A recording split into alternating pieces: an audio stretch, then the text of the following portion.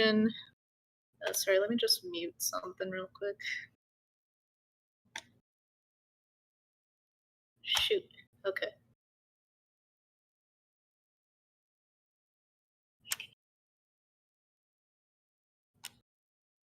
Okay. All right. Going back. Yeah. So stuff. I love fan fiction. Love fans, fan interactions. Hate capitalism. So the first thing I want to talk about is the death of the author. They are no more dead. Not really. So the full thing is actually very difficult to get, but essentially the meaning of the death of the author as an idea is that when you have a work and then you put that work out, the meaning is no longer, the work no longer kind of belongs to the author, it belongs to everyone that views it, and that, like, you can't base anything on the work off of the author. However, there's a lot of, like, controversy with this because, like, obviously, especially now in the age of information where I can look up anything on the computer, and you have things like J.K. Rowling spamming my Twitter account, it's very difficult to separate completely. However, it is an important idea because uh, it also leads into a whole idea that the author isn't responsible for the interpretation of the text, but rather the audience. It's kind of like if you insult someone accidentally, like you meant to say something else, but they're insulted. You may not have meant that. However, the meaning is out there, and you have, like, insulted someone. So, yeah. Um, this is important because it's different than the Word of God. If you've Speaking to J.K. Rowling, if you've seen any of her interesting tweets about anything, she constantly is telling us how wizards do everything. I'm not gonna tell you because some of it's pretty nasty. Just go look it up. But yeah, so the intent versus speculation and interpretation becomes really important because the author may or may not have intentionally added something to the story. Um, but what matters is that it becomes interpreted, and this is important when you hear a lot of those kids complain in literature classes when it's like, is everything, sometimes the curtains are just blue. And this is actually something from Neil Gaiman, but he kind of tells people the curtains are never just blue. Everyone's going to interpret the curtains in a different way. You might see blue curtains and feel sad. You might see blue curtains and, like, interpret that as being like a calm atmosphere. It's pretty much like the sort of thing that you can't deny people is like the interpretation they're looking at. All right, so to clarify, I'm not an expert, which is important because don't at me and cancel me. So when I talk about in death of the author, it's in reference to the interpretation of the meaning of the work, not the influences to the work, which is kind of what Death of the Author is about. But as it went on within fan fiction studies, the meaning became very important in terms of that. Uh, but it also refers to the author's lack of control over the acceptable meaning of a work. So right now, this is having like a huge thing. You can see it like real time. Like, again, going back to J.K. Rowling, she's putting out some interesting hot takes, but necessarily a lot of fans are deciding that her voice just doesn't matter to Harry Potter. So that's pretty cool to see happening right in front of us. This is a complex subject. Everything's kind of gray. You can't just decidedly say, like, yeah, whatever. I'm not gonna talk about it. I'm just want you to know. Okay, but what does that have to do with anything? So you're analyzing a work, and when you're parodying a work, you're kind of playing with the meaning, analysis, going back, what's the meaning behind things? You're looking at tropes and how those tropes lead into meaning with their weird symbols and whatnot. Um, a lot of things become a focus on the story, not who wrote it. And when you lead from there, something else that happens is you get fan fiction. Whoa. So if you've ever like kind of partaken a little bit in like fandom studies, sociology, whatnot, fan fiction is actually used in a number of ways to describe cosplay, fan productions, performance, zines, zines, in artwork, similar things like that. But I just want to say when I'm using the term fan fiction for this presentation, I'm mostly referring to written works from now on. So, yeah, so basically stories. So here's some things we'll get to talk about. The history of everything ever, going back from the time some molecules split and then a human popped out to the time now. You're definitely not watching ecchi for the ecchi. Tony Stark. Freight, like shipping freight. And a surprise fourth category, which is my favorite. Not really. All right. So some things I don't want to do and will not talk about is I do not want to pathologize people, and like the dictionary term pathologize, regard, or treat someone or something as psychologically abnormal or unhealthy. It's the dictionary definition. I was originally going to try to talk about how some fan works kind of revolve around real individuals also that actually exist on this planet in our current time space. It could be, about like maybe a boy band.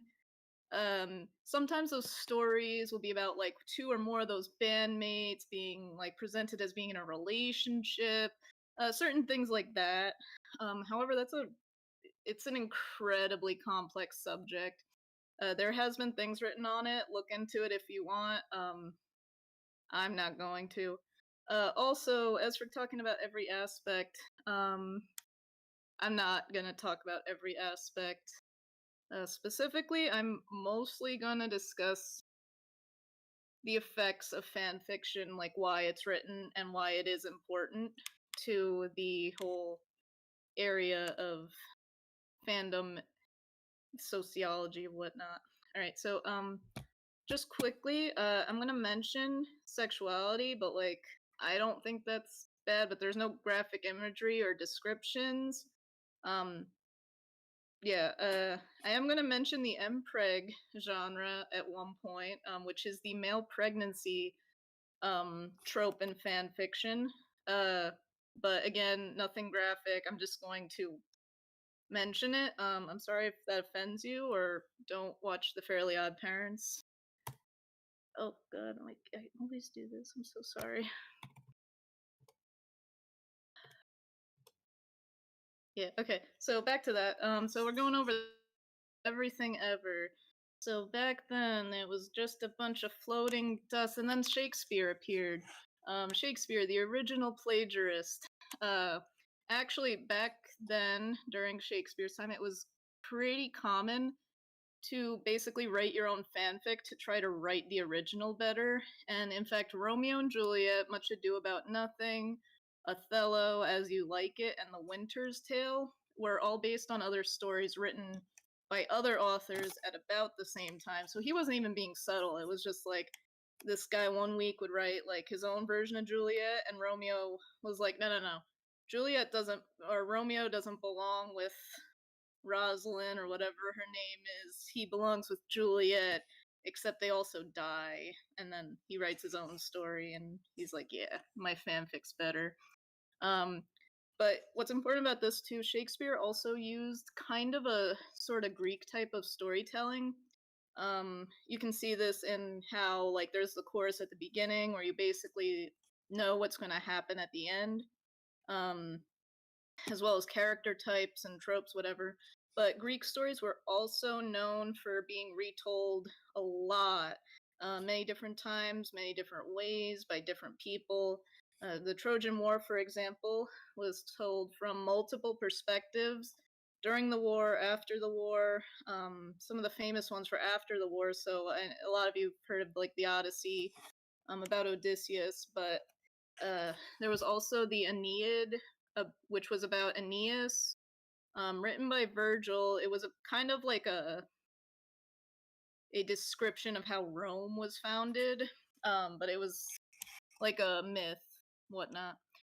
There was also the Trojan Women, which was about Helen of Troy kind of being sold with a bunch of other Trojan women as slaves. It's pretty upsetting. It's kind of sad. It's by Euripides. So yeah, there's like a whole history of that. Also important, historically, the term fan fiction was used about the rising genre of science fiction to talk about it in a disparaging way, to like put it down, as opposed to real literature, which was called pro fiction at the time. Yeah, so essentially they thought science fiction was kind of like how people think of comic books today, like, oh, it's just for like children or people who can't like really read. Uh, Going from there, after Shakespeare dies, Star Trek starts. That's just the timeline. Don't at me. Uh, but yeah, no. So Star Trek was really important, specifically because most fans began to start meeting up, primarily women, during the 1960s. And in fact, I can't remember the year. I think it was, I don't remember, look it up. But the first thing that they produced as a fanzine, a fandom zine, zine, whatever you call it. The first one was Spocknalia, and essentially this would contain like fan art, fan images. Some people would do cosplay photos, I think, if I remember. I don't know. But important thing was people would start to write also fan fiction. Um, and actually, one of the earliest known, at least for like fandom in the general sense, the Kirk Spock thing, that started a whole lot of discourse about fandom studies back in the 60s. However, at about the same time, around the 60s and 70s, as they are known to do, Japan also tried to do something, but do it better. Anyway, so they started making these doujin comics. They still do it today. They're very popular. I don't know if you've heard of Comiket. It's basically where all these fan artists get together and they sell their fan fiction in the form of like manga comics. However, different than the West, where this was kind of like a fan thing that was kept very kind of like not a secret, but like, oh, here's your special letter to join like my fan talk email chain, or like my fan talk in my basement kind of thing. Um, and they were not allowed to sell these for like profit and a whole lot of copyright law. I'm not going to get into that. But different from the West, these artists actually used their doujin for their debuts as artists, which was kind of important because a lot of them did pretty prominent series. Um, and also they were seen as kind of like substantial. Like if you're in the West, if a lot of people, when they were writing fan fiction or drawing fan art, it was kind of seen as like a childish endeavor, and I'll get into that later. Anyway, one prominent person, Shotaro Ishinomori, he was first a manga author. He made his debut through doujin. He's famous for Cyborg 009, the Super Sentai series, which would later become Power Rangers, and Kamen Rider. I don't watch it, but apparently it's good. Yeah, going on. All right, so some discussion. Okay, so you're definitely not watching ecchi for the ecchi plot and meaning. Um, so what do you take away from a story? Why do people enjoy stories? So, like, this is kind of like going back to the curtains thing. Like, basically, if you feel like you enjoy something from a work and you derive your own meaning from it's kind of like no one's going to derive the same sort of answer to why they really like a work. But going from there, in Textual Poachers, which of course I did not cite his name, I think I accidentally deleted it. But this guy was writing about how,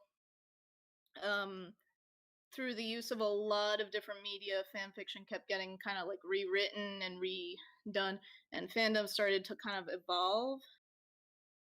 So importantly, like often he writes, often, however, education is too preoccupied with protecting its own status to successfully fulfill such a role. The role being that education is malleable, to where errors can be made adjusted. And this is important because a lot of literature classes kind of teach a book and there's like one accepted meaning.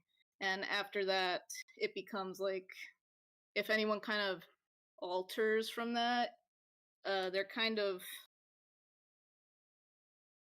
like not failed, but oh, like, I mean, that's a cool thought, but you know, that's not really what the author was going for. Um, so because of this, there were readers who would become very kind of upset with the accepted meaning of works, and they would start to go on to make like their own interpretation of things. Education is too worried about always being right. So it's like basically people are like, okay, but what can make this more interesting? Um, and it doesn't necessarily mean that whatever they do is correct in their interpretations either. Again, it's subjective. So going from the, I'm sorry, there's gonna be a lot of Hetalia in here. Uh, so something from this, for Hetalia, fans build off the concept of personified countries to address a perceived shortcoming in the source material. So, for example, most of the Latin and Hispanic countries are just ignored. A lot of African countries, too, are just ignored in Hetalia, so many people make their own characters. They're OCs for certain countries. Yeah, it's like you can see it there, but it's basically because they're like, okay, well, the source material didn't do this, so I'm going to. From there, fans will start to synthesize knowledge from other forms of media to engage with the source text. And basically, what that kind of means is like they'll put a whole lot of research into doing their stuff. And you can kind of see here, they have a very detailed explanation of how the character, why the character is, like how they are. So some sort of synthesis will happen to kind of have these stories fit within the canon narrative. So where does this come in with your meaning and your fan fiction? So fan fiction can be used to remedy issues seen within a sample media. But it can also be used as an outlet to interact with any kind of meaning. So like, okay, you've all seen it. You enjoyed the source text, and you want to see how that meeting or the characters interact in another setting. Coffee shop AUs are just cute, and that's all the meaning you really need for that. They can extend the story, and that's like you enjoy the source text enough and want to see more of it. Something this actually happened with was the case of Edwin Drood, the mystery of Edwin Drood. Can't remember, but it's the last Charles Dickens story. He died before it was finished, so you have the whole rest of the story that just isn't there. Like, why did he disappear? Is he dead? Did someone kill him? Is the uncle gay? There's very important questions that were left like unanswered. So actually, a lot of writers at the time kind of took it upon themselves to start basically writing their own fan fiction um, interpretations of how the story would end.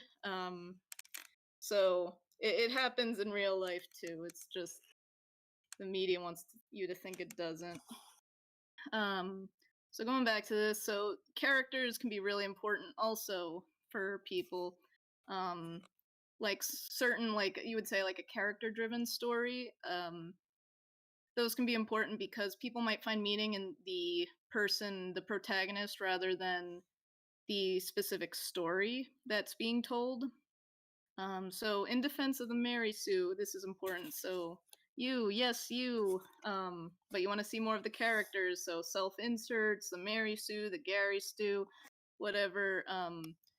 But if you don't know what these kinds of things are, it's basically a lot of people get annoyed with characters that are kind of like perfect or have these weird backgrounds and then everyone loves them, whatever.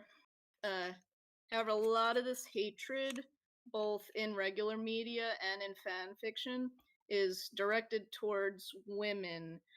You see the Mary Sue a lot more than the Gary Stu um, archetype, even though the Gary Stu, Mary Sue, whatever, the male Mary Sue is like present in a whole lot of media, going back to Kirk and Spock.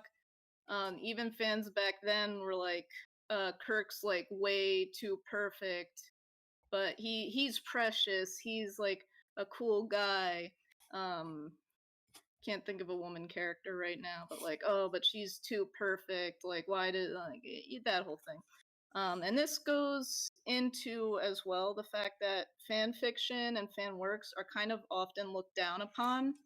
Um, because they're like, you've probably heard this before, like, oh, fan fiction written by like teenage girls, and it's kind of like, oh, why?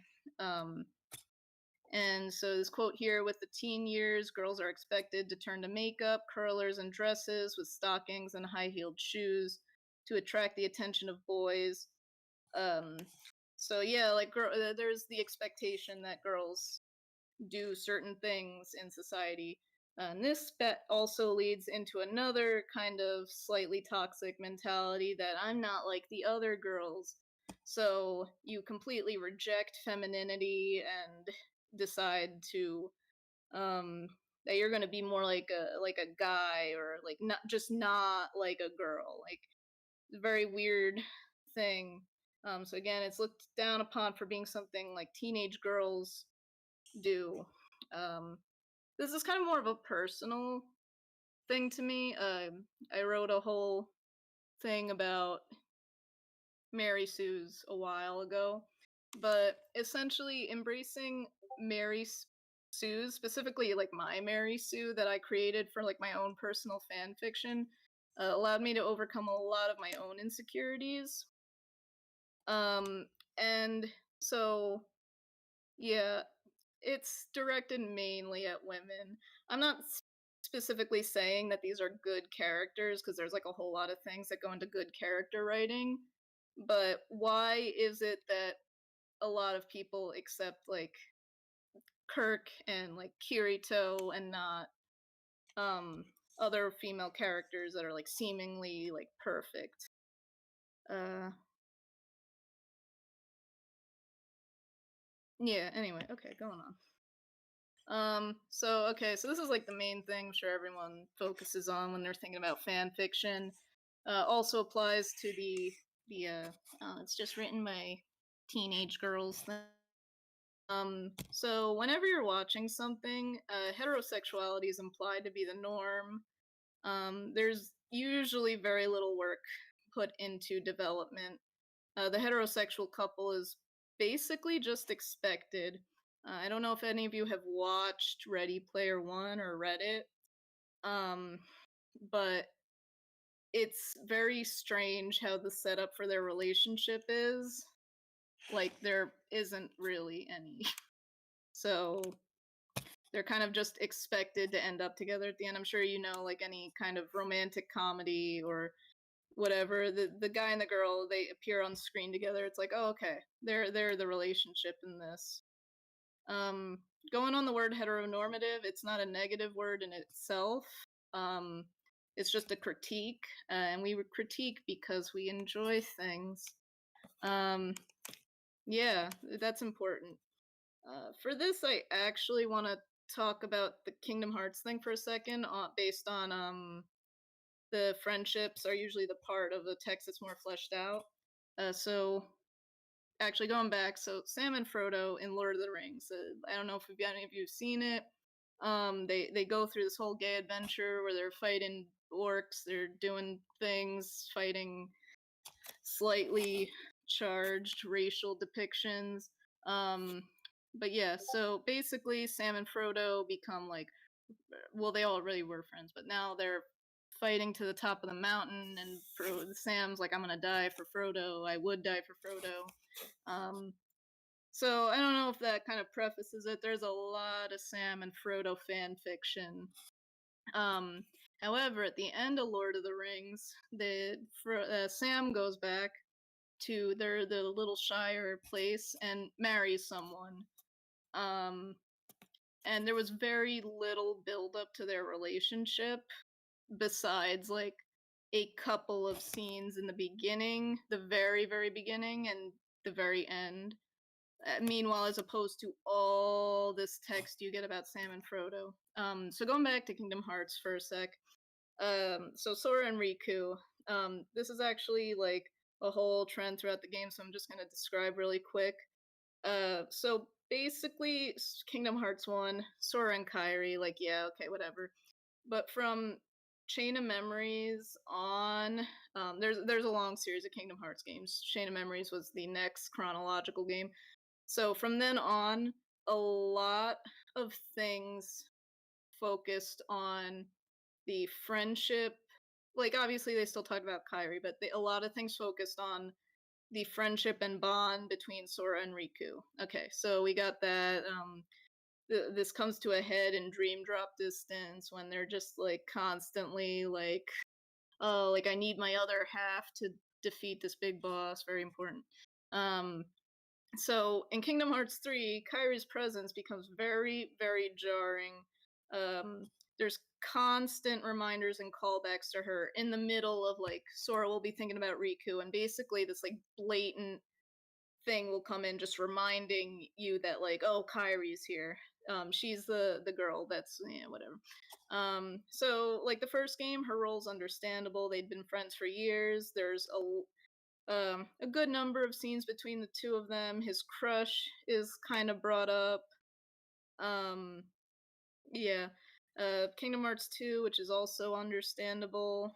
Yeah, whatever. Um, but basically, Kingdom Hearts 3, Kairi literally flies in. Like Sora's looking at the light and she flies in to the middle of the lake basically to cover it up. And it's like, okay, but why is she there? Under weird, very strange. She basically just jars the whole story with her presentation, or presenting herself within the story. So when you write a fan fiction, blah blah blah, you're like, okay, I like this scene, but I want to write it better. I like this story, but I want to see these characters more. You're writing your fanfic. You're like, all right, I've got my thing that I like. Really would like to see Naruto end up in the Hero Academia world. I don't know, whatever you're writing. Um, so this primarily applies to shipping fanfics, though. So you're writing your good ship, and you're like, all right, these two guys belong together, perfect.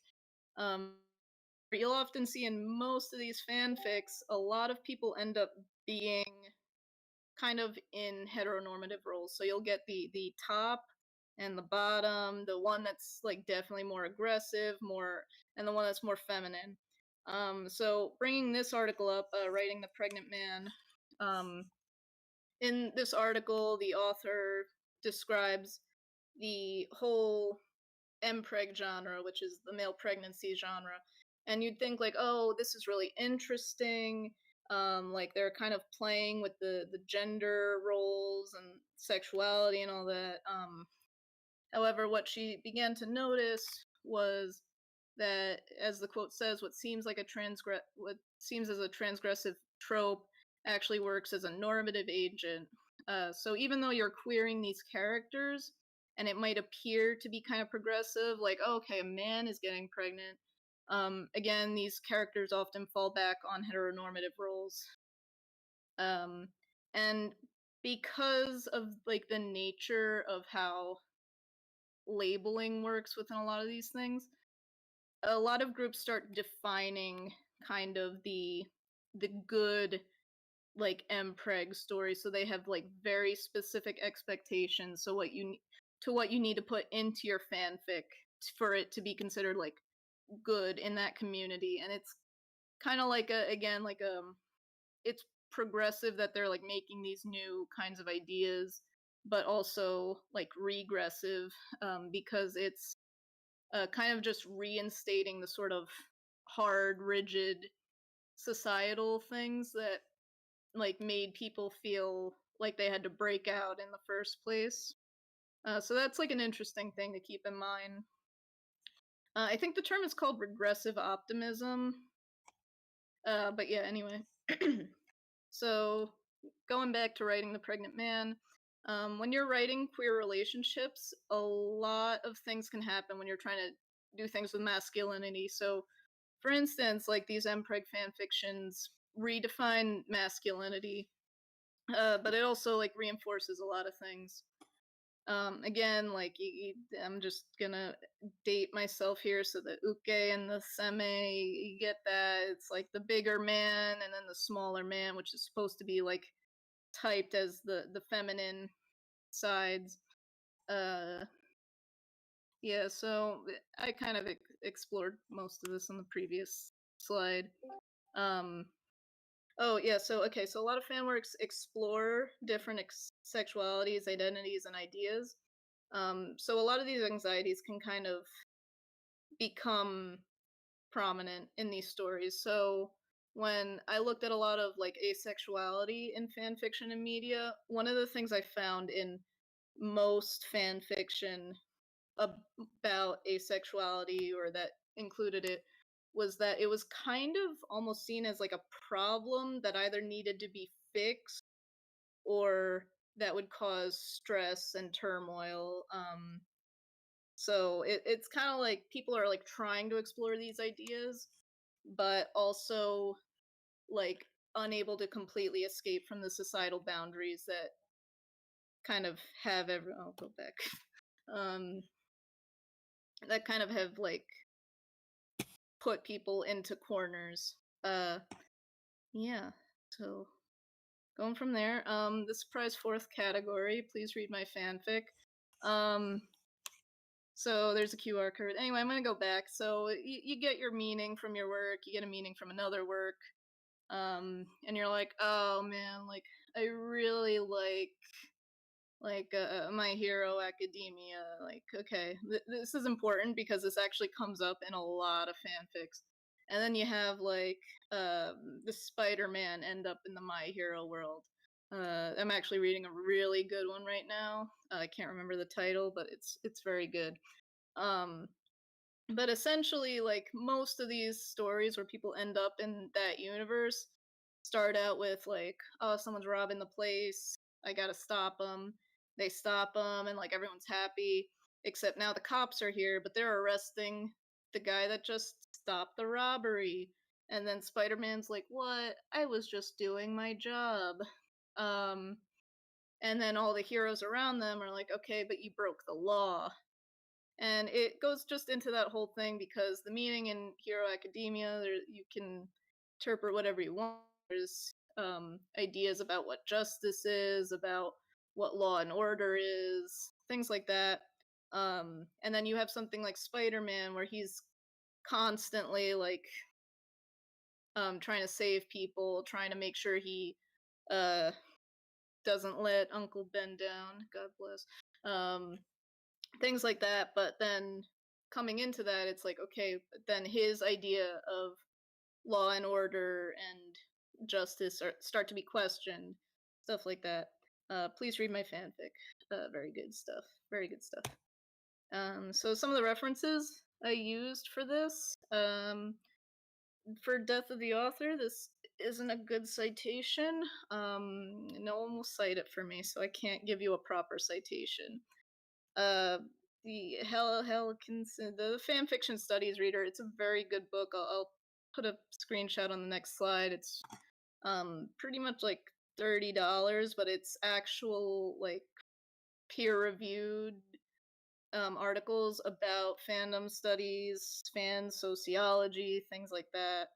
And then I'm gonna also do the website afterwards, but the Writing the Pregnant Man article is actually free to look at on Transformative Works and Cultures. And again, these are like peer-reviewed articles that are, yeah, it's like they have to be accepted to be on this website. Pretty cool. But yeah, going back, so Fanfiction Studies Reader, this book, you can find it on Amazon. $30. If you have a Kindle, $16. The Transformative Works and Cultures website. I can send you a link if you can't read that, but basically if you just like Google like Transformative Works and Cultures, this website should come up. Lindsay Ellis on YouTube, she does a couple of videos that are really good about describing the death of the author, as like an article, as a social phenomenon. She does it in terms of J.K. Rowling, things like that. She also does stuff on fan fiction. She is also employed by PBS to do a lot of things on literature. So basically, if you want to read a whole lot about it, like, and you don't want to read, but you want to listen, she's a really good resource. Sarah Zed on YouTube, also pretty good. I don't really like her voice. I'm sure you don't like mine either, but she has some pretty good things to say. Yeah, she also, in case you missed that first slide, it was a part of the Onceler fandom. She does a video on that, so you can all leave now and watch that and out me as a filthy degenerate. But yeah, that's the presentation. That's me, Ariel. I don't know. You can email me if you want. Send me some memes, Discord, DM me some cool shit. Yeah, that's it. That's it. In summary, fanfiction's pretty important for developing meaning about a work, fighting back against society, taking down capitalism. Um, yeah, it's basically just a response that's pretty important to examine and study further. That's it. Thanks for coming by. Oh, you can unmute if you have like any questions. Tell me about like what you think, what sucked.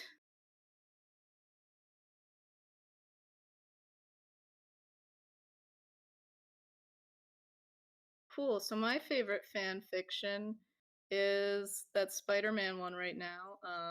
Pretty good stuff. Actually, let me find that for y'all. Let me see.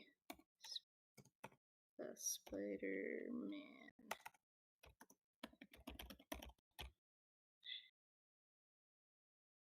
I can't find it. But yeah, does anyone have any questions definitively? Yeah, that's it.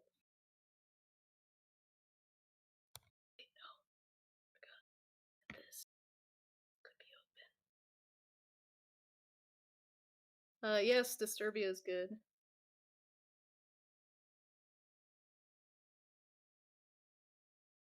Yes, the One Direction in the, oh god, no, who took a screenshot of that? Yes, Kylo Ren and Rey is guilty of that. Not sure what that was, but yes.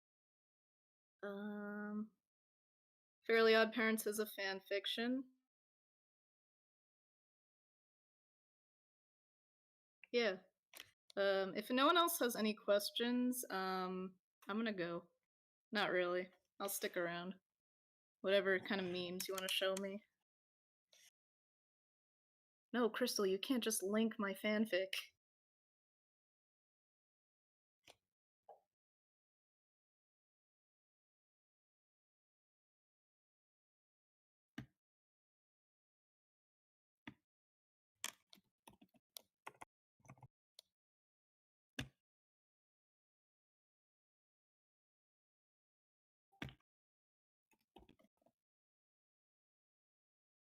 Oh, Friendly Foreign Dimensional Exchange Student. That's what it's called. Let me just look at the beginning, chapter 1.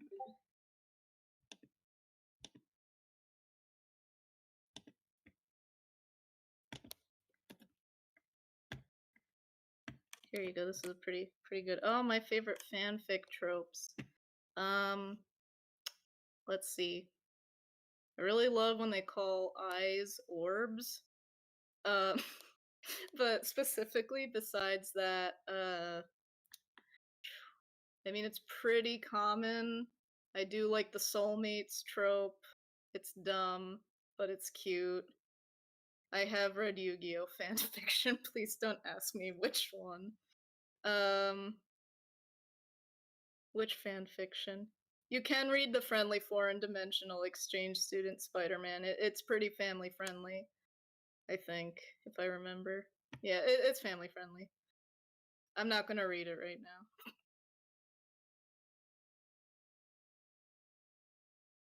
It's a serious fan. By the way, when I was talking about all this, I'm talking about like serious fan fiction. Although if people want to write like they're very upsetting Microsoft Sam clippy fan fiction, that's fine. They're deriving some sort of meaning from that. I don't know what, but it's for them, not for me. Good stuff, fun stuff, you know, you know. Oh, good. I can't go back to this chat all the time. It's not quality literature. A-Rock, send me your fanfic.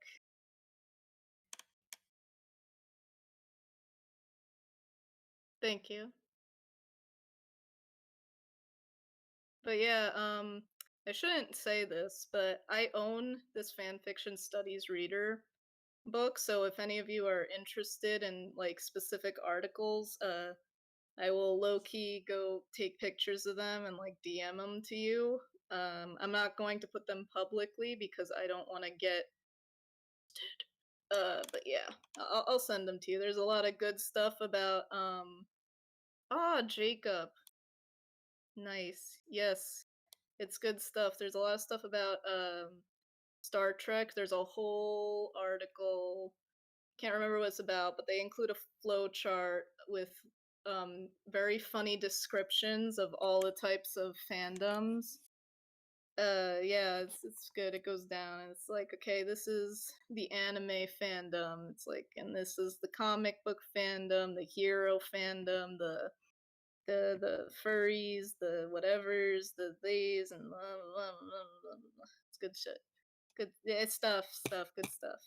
Good stuff. We're all family friendly here. Yes, I have not read all the chapters. Yes. Thank you. Alright. Bookmarking this. Alright. Good stuff. Good stuff. We got how many more minutes? 9 minutes? Echo. Thank you. Let's see, should I find a really funny video? Oh, you know what? I'll find the good videos about fanfiction.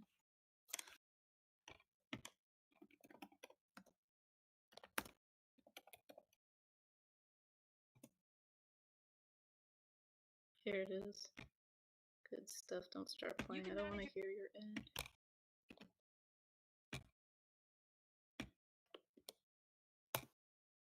There it is. There's that, and there. Okay. Yes, fascism.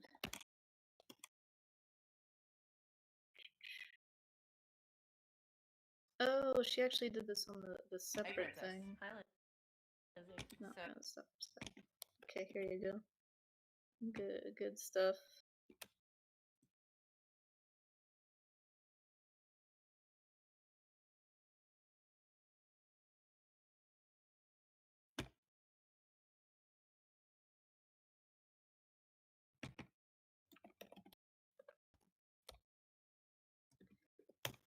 Oh, I got how many more minutes?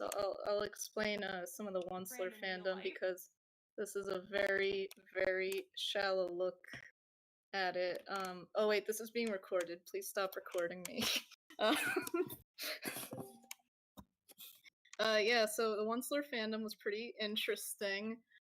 Basically, this movie came out, Once the Lorax, sorry, 2012, by Illumination Studios. You might know them for making those, like, gross little yellow banana things.